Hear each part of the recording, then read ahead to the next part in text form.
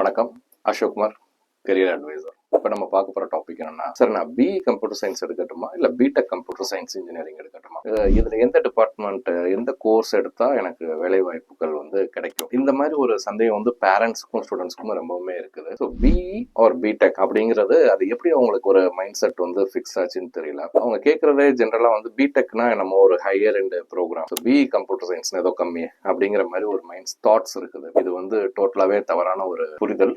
நீங்கள் பிடெக் எடுத்தாலும் பிஇ எடுத்தாலும் உங்களோட அவுட்புட் என்னன்னா, அதாவது வேலைக்குன்னு நீங்க வர்றப்ப ரெண்டுக்குமே ஈக்குவல் வேல்யூஷன்ஸ் தான். அதாவது ரெண்டு இதுல எந்த கோர்ஸ் எந்த பிளாட்ஃபார்ம்ல இருந்தீங்கனாலும் உங்களுக்கு கொடுக்க போற வேலை இதை பேஸ் பண்ணி டிகிரி பிடெக்கா பிஇ பேஸ் பண்ணி கிடையாது, உங்க ஸ்கில்ல பேஸ் பண்ணி தான். பிடெக் அண்ட் பிஇனா என்ன அப்படின்னு பாத்தீங்கன்னா, ஸோ இன்ஜினியரிங் அதாவது அண்ணா யூனிவர்சிட்டிக்கு கீழே அஃபிலியேட்டட்ல இருக்கிறது எல்லாமே உங்களுக்கு BE computer science engineering BTech இந்த மாதிரி பிஇன்னு சொல்லி இருக்கிறோம். ஸோ டீம்டு யூனிவர்சிட்டிஸ் அதெல்லாம் வர்றது எல்லாமே வந்து பிடெக்னு சொல்லி உங்களுக்கு கொடுத்துருப்பாங்க. அது எல்லாமே ஏஐசிடி அப்ரூவல் இருக்கிறது.